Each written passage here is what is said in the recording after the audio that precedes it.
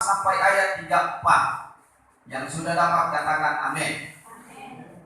Yang belum dapat dicari dulu. Yang tidak bawa Alkitab, saudaraku bisa mengikuti mendengarkannya. Kita akan baca ayat 25 saja, karena dari ayat inilah kita mendapatkan tema tersebut. Ya, ayat ini satu ayat tapi agak panjang. Karena itu saya berharap dibaca jangan pertama ramai, lama-lama tidak. Yus pasal 6 ayat 25 saja. Dalam hitungan yang ketiga, Sara 2 telu. Karena itu aku berkata kepadamu, janganlah khawatir akan hidupmu, akan apa yang hendak kamu makan atau minum, dan janganlah khawatir pula akan tubuhmu, akan apa yang hendak kamu pakai. Bukankah hidup itu lebih penting daripada makanan, dan tubuh itu lebih penting daripada pakaian?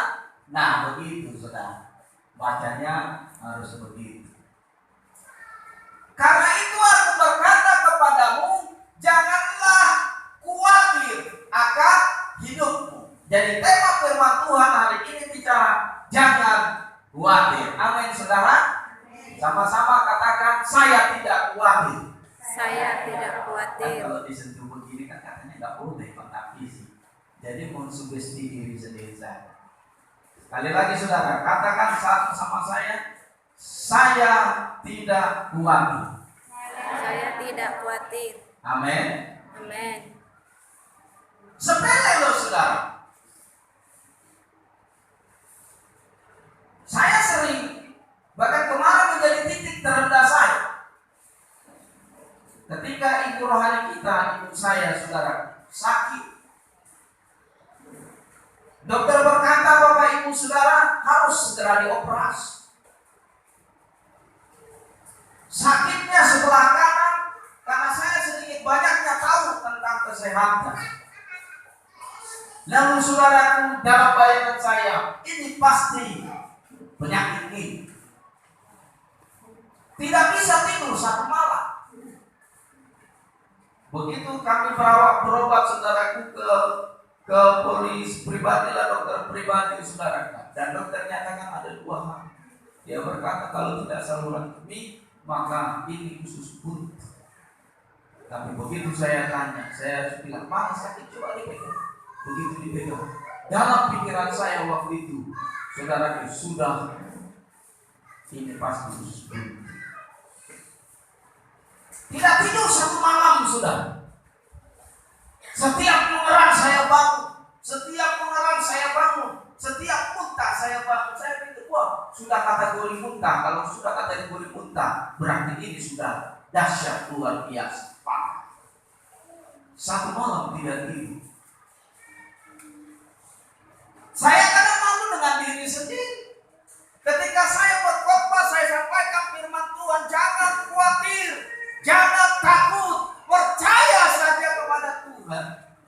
Mudah saudara diucapkan, betul? Tapi sulit untuk dilakukan. Betul? Gampang nasihati orang, wes kuat ya, kuat. Begitu saudara yang alami, saudara baru saudara pernah. Begitu. Jadi memang mudah saudara kita ucapkan, jangan khawatir. Tapi sulit dilakukan. Karena itu Tuhan berkata, saudara, hari ini jangan khawatir. Virus corona hari ini 123 ribu. Bayangkan sampai titik paling besar, saudara, maka perekonomian kita pasti lumpuh. Tapi kita berdoa, kalau itu berasal dari Tuhan, menjelang kedatangan Tuhan Yesus yang kedua kali, maka mintalah kekuatan dari Tuhan. Amin saudara. Amin. Tapi kalau saudara minta supaya keadaan ini pulih, kalau itu memang dari Tuhan, keadaan tak pernah pulih.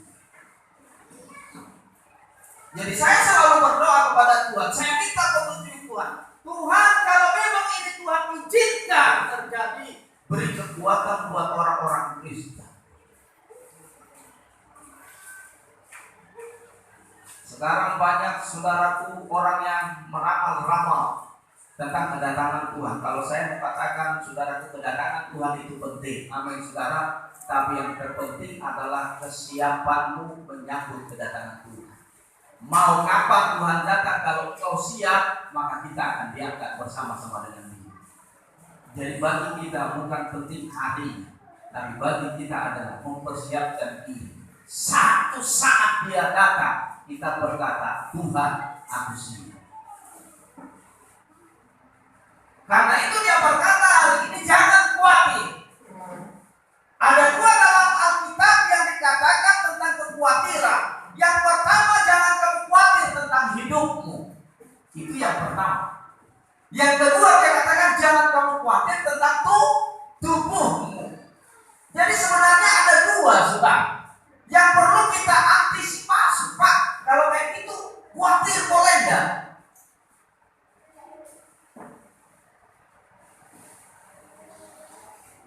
Ada ibu yang begitu dia di rumah, anaknya umur 5 tahun. Dia bilang, jangan keluar rumah, hati-hati nanti ketabrak. Itu namanya khawatir yang membuat warning supaya engkau mawas diri. Tapi kalau engkau setiap saat pikir anakku, awas, jangan-jangan ketabrak. Pergi ke sekolah bayanganmu, jangan-jangan. Nanti kalau pulang bagaimana? Ada motor yang menyerempet. Nanti kalau nyebrang bagaimana? Nah saudara, ini yang dibilang gak boleh. Kalau khawatir tadi yang saya katakan tadi, aduh kalau anaknya mau nyebrang nanti takut kenapa-kenapa, ajarkan anakmu supaya berhati-hati. Kalau engkau takut anakmu nanti tenggelam kalau berenang kalau di air, ajarkan anakmu untuk belajar berenang.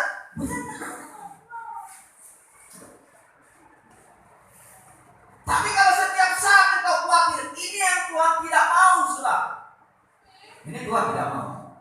Karena itu dengan cepat, saudaraku, Dia berkata begini dalam ayat 25. Karena itu aku berkata kepadamu, janganlah kamu khawatir akan hidupmu.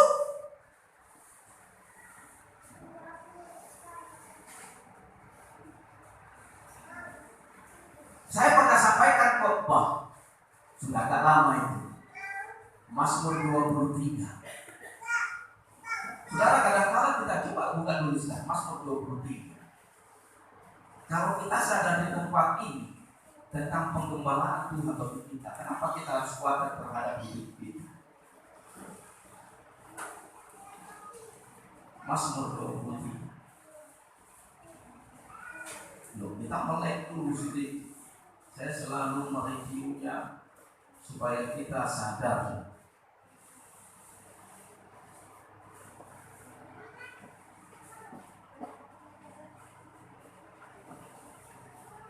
Ayat yang pertama, bisa bantu saya?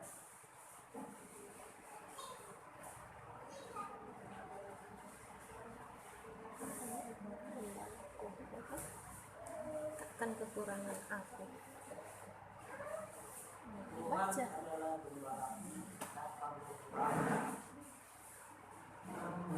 Satu orang yang perempuan dulu, tadi sudah laki-laki. Yang perempuan. Kita mau tekankan ayat ini.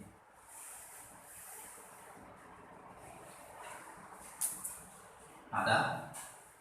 Ya sudah, tanya cepat yuk. Tuhan adalah gembalaku, takkan kekurangan aku. Iya, Tuhan adalah menurut saudara, ketika seorang gembala membawa kawanan dombanya, maka apa yang dilakukan oleh gembala? Yang dilakukan oleh gembala adalah dia bertanggung jawab secara penuh kemanapun dia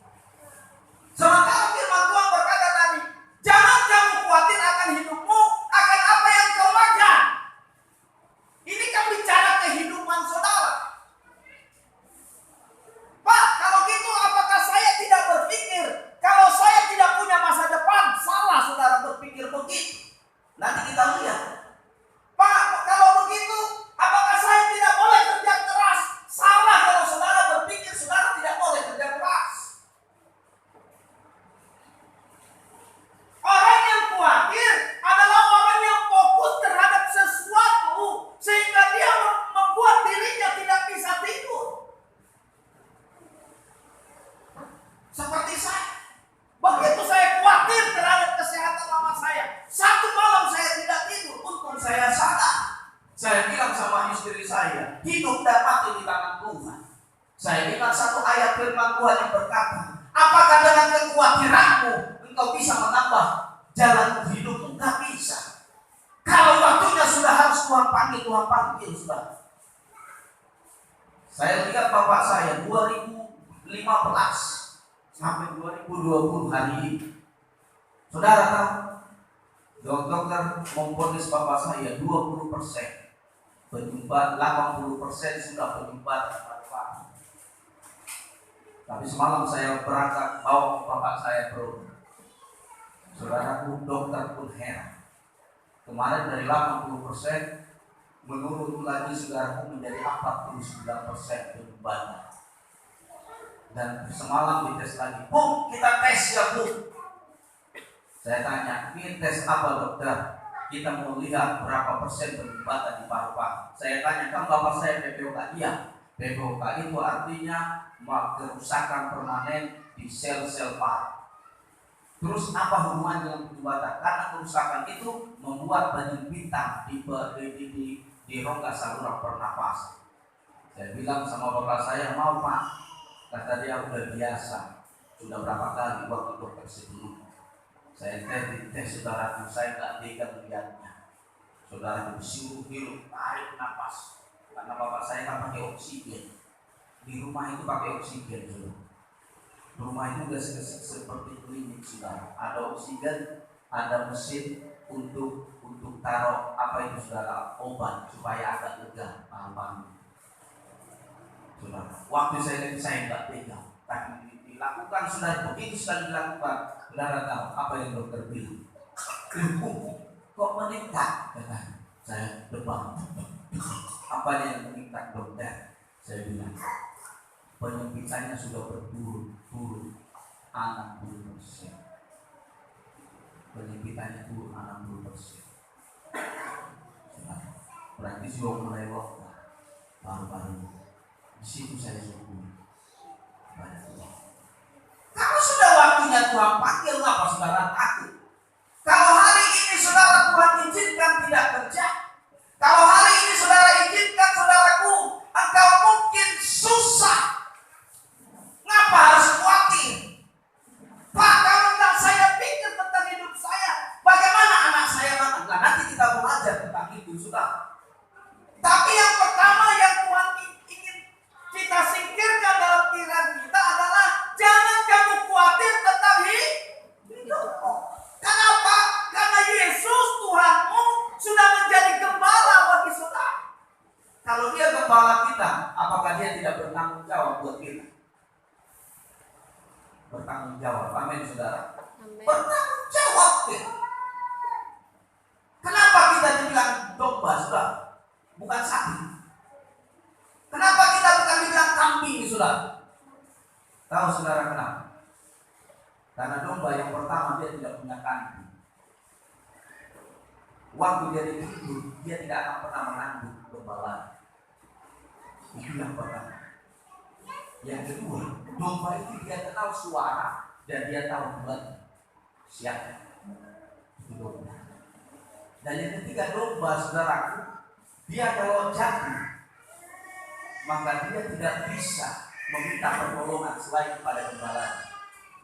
Gembala lain, orang lain yang mencoba menolong dia tidak akan pernah mau saudara. Kenapa? Karena dia kenal siapa gembala. Jadi kalau kita merasa, kita sadar bahwa kita ini digembalakan oleh Tuhan, kenapa saudara bingung? Pusing, khawatir dengan hidup saudara. Lu uang gak di tangan tidak ada, saudara lari, orang lari, sana tidak, sini tidak, sana tidak. Siapa yang pernah merasakan Tuhan bekerja dalam hidup saudara? Mujizat. Saudara pernah alami mujizat? Ada Amin. satu orang, ada lagi dua orang, ada lagi saudara. Kalau kau belum merasakan mujizat dalam hidup saudara, itu artinya Tuhan belum sepenuhnya engkau menundukkan diri kepada gembala Yesus. Nah, pertanyaannya, salahkah kita? Atau apakah harus saya diam Tuhan? Kami mati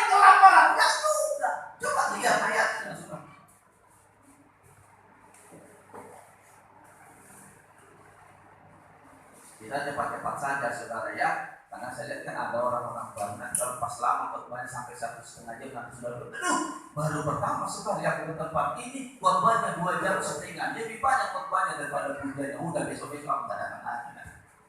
Jadi cepat-cepat saja. Sudah lihat ayat 26. Ada yang bisa bantu saya? Ayat 26. Ada. Kalau berkata begini, jangan kamu khawatir akan hidupmu, pandanglah burung di langit. Kenapa? Dia tidak menabur, dia tidak menanam, tapi dia dikasih makan. Pertanyaannya, apakah burung itu dia? Dia nangkring di pohon, diam aja, dia ngomong begini. Bapa di surga sudah kasih aku makan, sudah kasih pelihara aku. Biar aku tunggu saja, siapa tahu dia kasih roti sama saya. Dan Tuhan bilang begini, kalau kau khawatir tentang hidupmu, lihat burung. Dia dikasih makan, bukan berarti dia diam, tapi dia mencari makan. Lihat, dia mencari makan, tetapi dalam pikirannya Tuhan sudah sediakan buat saya. Amin saudara. Amin. Itu maksudnya. Bukan saudara diam tunggu berkat Tuhan. Ada kalanya saudara harus berdoa. Saya dulu terkesima dengan seorang hamba Tuhan, tapi sudah meninggal saudara. Dia bilang begini, kami pernah makan. Istri ada 9 orang saudara ke meja makan, 9 orang disuruh kumpul semua. Istrinya bilang, kita makan. Saudara langsung dikumpulkan piring, kasih satu-satu, kasih sendok. Si suami, si gembala berpikir, kok nasinya lama kali belum datang. Lalu saudara, begitu sendok dikasih, istri bawa kita. Suami berpikir lagi, kok lama kali? Apa nggak ada apa-apa? Baru dibawa air, dituangkan nyala ke piring. Mereka 9 orang. Saudara pendeta berkata begini, Tuhan hari ini kayaknya nggak mau melihara kami, tapi kami itu masih bersyukur. Kalau toh kami harus dipelihara dengan air ini, maka kami harus nikmati. Pendeta dengan iman, dia berdoa, dia tutup mata. Dia berdoa, Tuhan Yesus, kalau Engkau izinkan hari ini kami dipelihara oleh air putih yang harus kami minum, kami bersyukur dalam nama Tuhan Yesus. Amin. Begitu menurut sendok saudara masih tiba-tiba diketok pintu pastor. Ada orang datang. Dia bilang, apakah benar ini rumah Bapak si Hobi? Ini contoh saja. Apakah benar kalau ada warga si Hobi di sini, mohon maaf, bukan berarti Anda sedang kekurangan dan sedang menikmati berkat Tuhan. Jadi bertanya, apakah benar ini Bapak Sian? Iya, saya. Ada apa Pak? Ada kirim Pak beras 10 hari. Saudara waktu dengar kayak itu pendetanya lemas. Tidak sanggup lagi ngomong apa mau diomongkan. Tapi begitu dia tahu ada berkat yang Tuhan kasih, dia baru sadar. Ternyata Tuhan memperhatikan walaupun kau tidak ngomong sesuatu tentang permohonan. Amin saudara. Kan dia bilang, pandanglah burung di udara. Apakah burung itu diam? Tidak. Tapi dalam pikirannya, setiap dia pergi terbang ke sana, Tuhan menyediakan berkat buat saya. Waktu dia pergi ke sana, dia berkata, Tuhan sedang kasih makanan buat saya. Waktu dia pergi lagi terbang tinggi, dia cari berkat itu. Dia berkata dalam pikirannya, dia berkata, Tuhan sudah sediakan buat saya. Amin saudara. Pahami sampai di situ. Lihat ayat 32.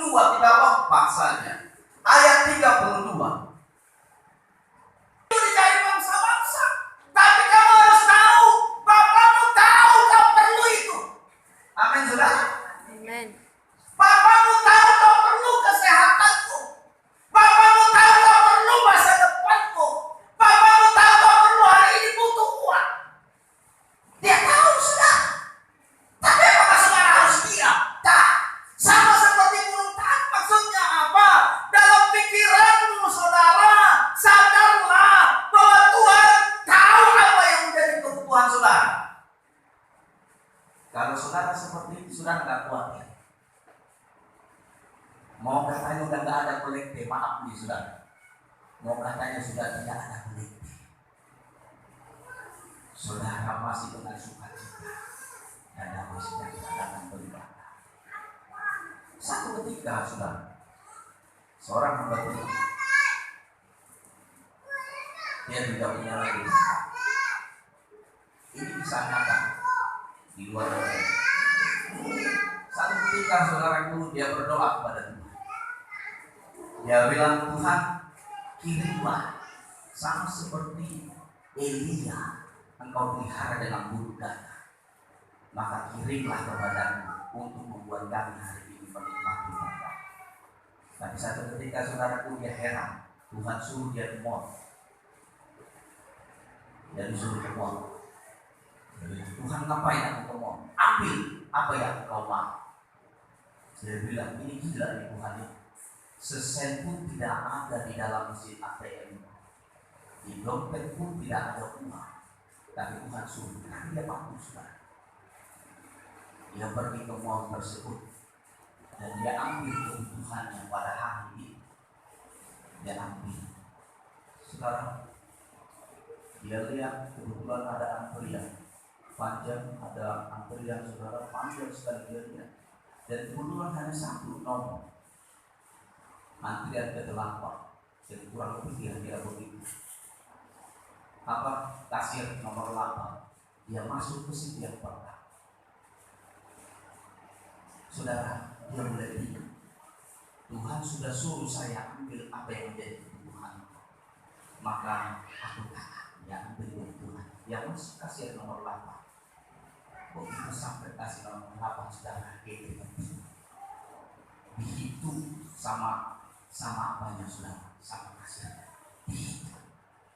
Tapi sebelum selesai penghitungan, saudara, langsung bunyi bel. Karena direksi kita mall ini berulang tahun pada tanggal 8 hari ini, maka khusus untuk kasir nomor 8 Anda gratis. Waktu dia dengar seperti itu, saudara, keringat dinginnya berubah dengan sukacita. Dia lihat nomornya, kasir nomor 8. Dia lihat ke belakang, hanya dia seorang yang masuk dalam daftar nominasi bebas dari membayar.